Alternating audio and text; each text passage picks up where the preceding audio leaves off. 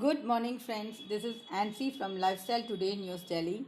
Happy Holi, and I know you have celebrated Holi tremendously today, and it's comparatively the summer has begun, and you are out of the sweaters. I know last 2 days it was okay; you could go out without any cardigan, the woolen clothing.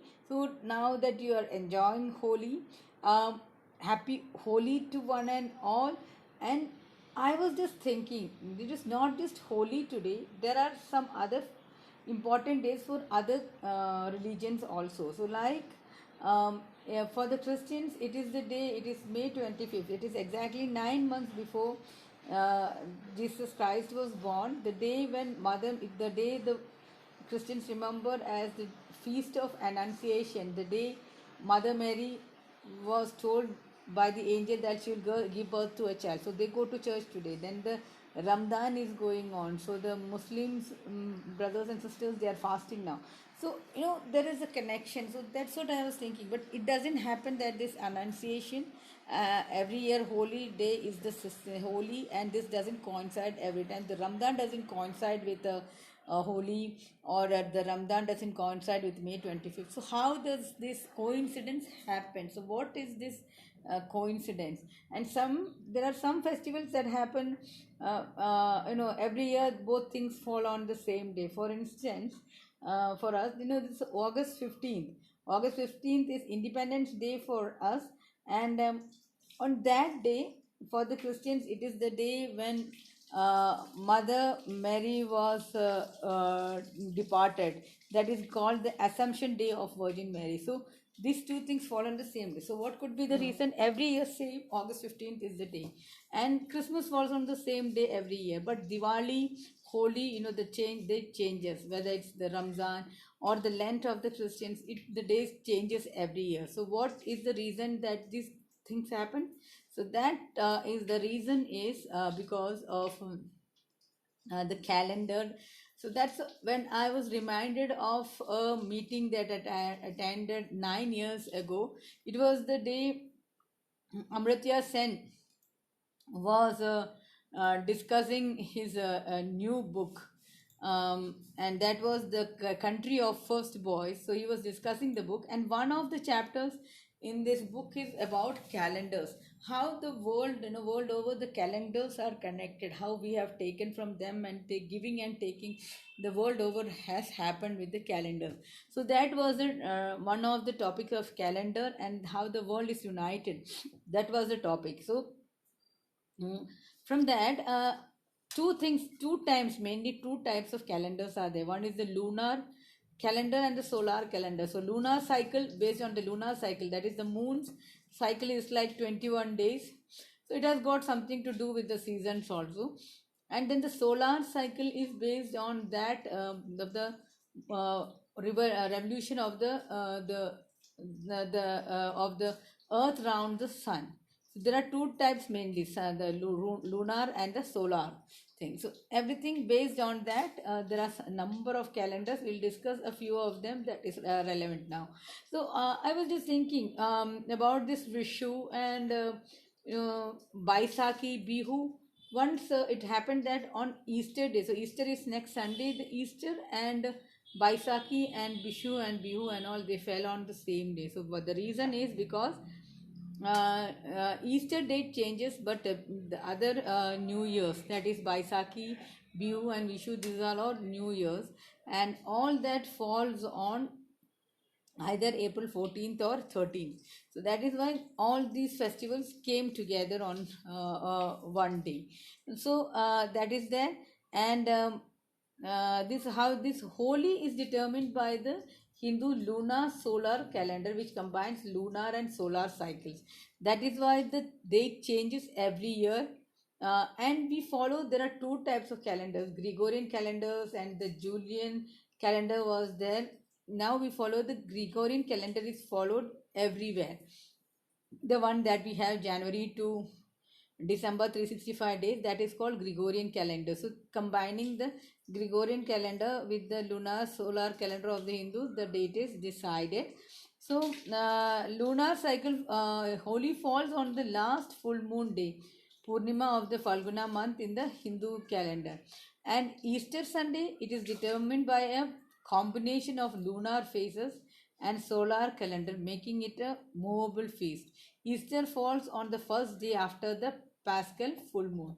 So, it's not actually astronomical full moon, rather one calculated based on tables to follow the predictable pattern. So, it's the world over it is celebrated, and different denominations of Christians have different mm, calendars they follow. So, this is one common way they have decided when Easter will be celebrated. So Easter comes either on from March 22nd to April 25th, any day Easter can come. So it was not decided by a single person, rather historical council had established the rule.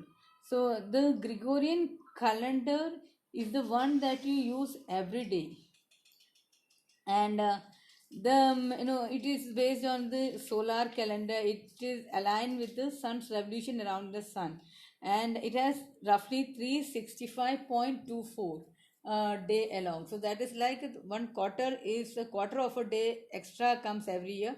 So the 4 quarters of 4 years are taken together, one extra day is given to the leap year. So that is how it works. Typically a leap year occurs every 4 years. So Julian calendar, the predecessor of Gregorian calendar, was a solar calendar, with the name of Julius Caesar, based on Julius Caesar's name, and it had close features to Gregorian calendar. But the thing was that the equinoxes and the solstices, that is the seasonal markers.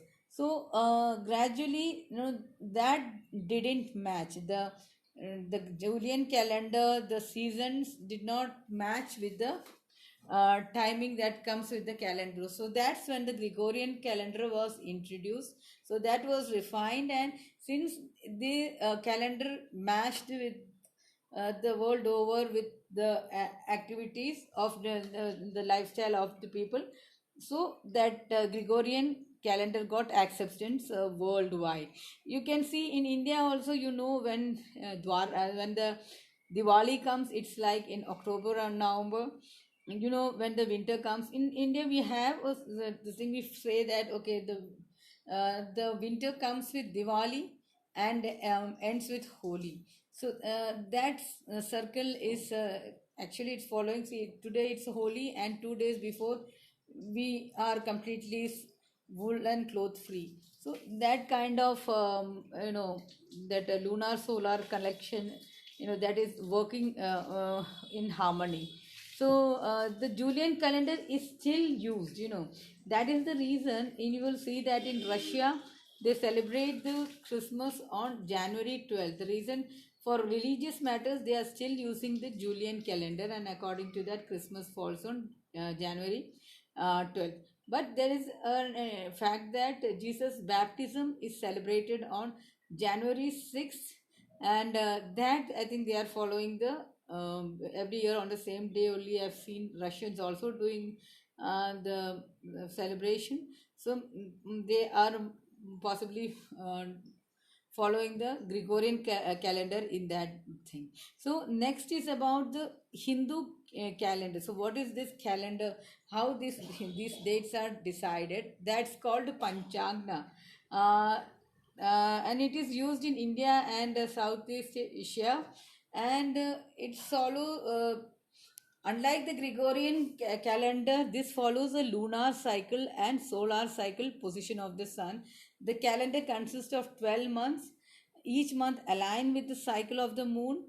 And to keep festival aligned with season, an extra month is inserted roughly every 32 to 33 months. So there are some regional variations, and like Bengal, they will have a different calendar. Sikh people, they have a different calendar. Malayalam calendar is there, so everything is there. So based on that, the New Year is also they have. But basically, they are all using the Panchagna calendar.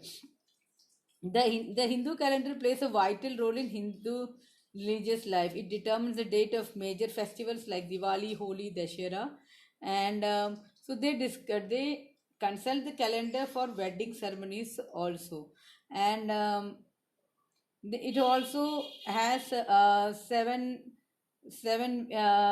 days in a week, and it has more. It is more than that date system.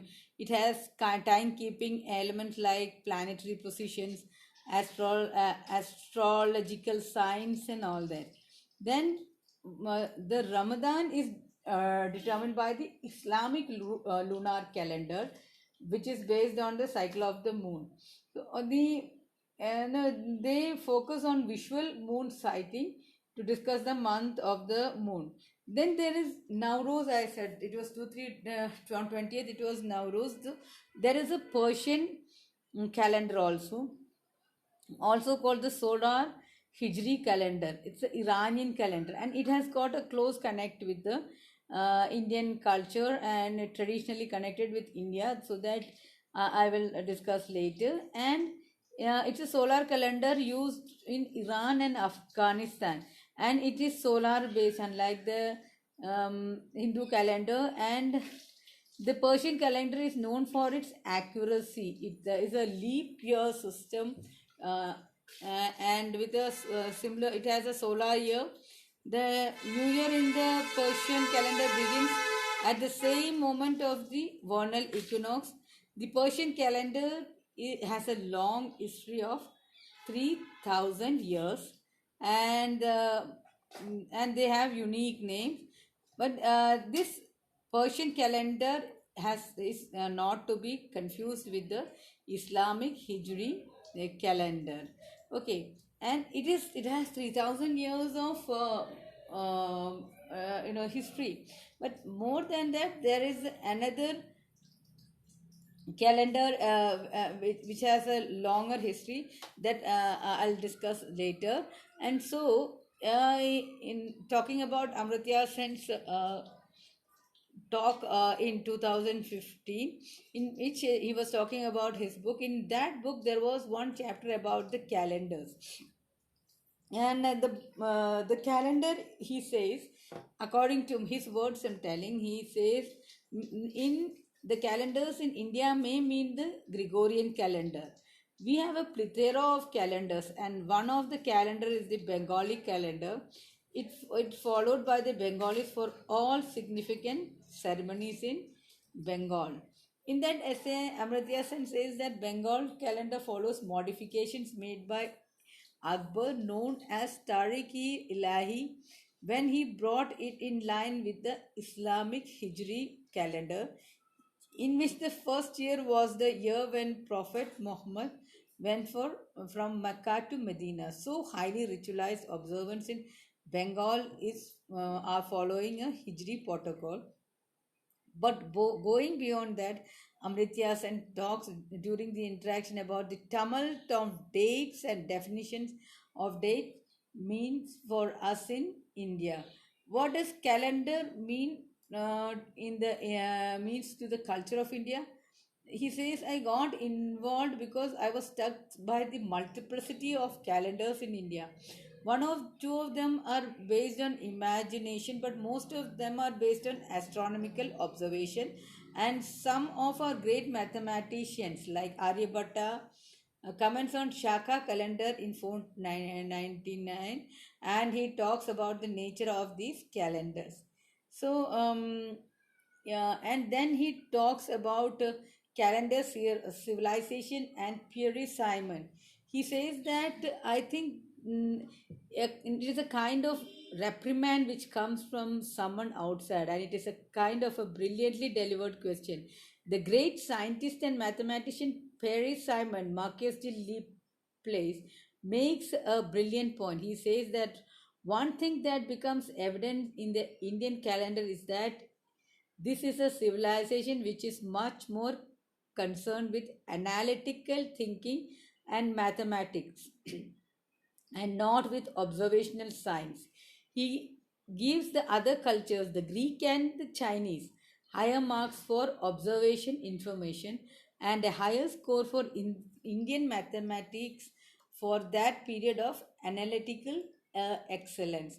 So, in this way, he is telling how the whole world is connected. That India has got is excellent in analytics, while the other cultures, the Greek and the Chinese, were good with observation, inference. So they all studied from each other, learned from each other, traveled to each other's place, borrowed open-mindedly. They borrowed from each other, and that's how the cultures grew and became rich.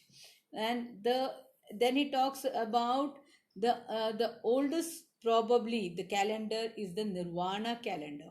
So it is the lunar solar calendar, probably connected to the Jain religion, and it is a lunar solar calendar used primarily in India, and is the oldest continuously used calendar system in the world. But the Hijri calendar is a lunar calendar, and it happens to be ahead of Bengali calendar. I think he's talking more about Bengali calendar because he is basically a Bengali. So that's why. So Akbar thought, for the sake of integration that he wanted calendrical unity. He took the Hijra counting up to the date and converted from that point onwards into the solar system. Akbar converted the date from the date that he ascended the throne. The lunar calendar was going ahead while the Bengali calendar was going down slowly. The calculation is very simple. You can easily do the calculation by comparing a Hijri calendar with a Bengali calendar. A calendar has many things to offer. The Bengali calendar, the important thing is no Hindu ceremony in Bengal is complete without invoking the time when Prophet Muhammad went from Mecca to Medina. That's because uh, the changes that Akbar had brought to the calendar. So, dear friends, these are some of the interesting facts about calendars. I believe you will have some new information about calendars, and the understanding that we, as people of this world, we have we always had connection with all over the world. Our intellectuals always kept traveling from one place to another. They borrowed and they took, and that's how our cultures became rich. We cannot grow in isolation. Nobody grows. We grow because of interaction. So in this time of Holi, the colorful Holi festival, we can talk about how we can think about how the world is so colorful, and when all the colors comes together, it's such a joy. Just like the Olympics, it has got five different rings of five colors, and they are all intertwined, in unity. So that kind of unity and interaction is there. We all are connected to one another. So that's what we must remember during this Holi. And understand, if you understand the world and the backgrounds and how much all things are interconnected, that will give us a lot of joy and happiness, and a meaning to live. And another interesting thing is that day for yesterday was watch hour. So that time, the world over, they decided a time when the one country, each country will decide 1 hour in the night, when the whole country will switch off the power, so that they will save the electricity. So that way the whole world is again uniting, and for a purpose. So we are all united, and so let's stay united, and enjoy our life. So happy Holi once again, and see you tomorrow again with a new topic. Thank you.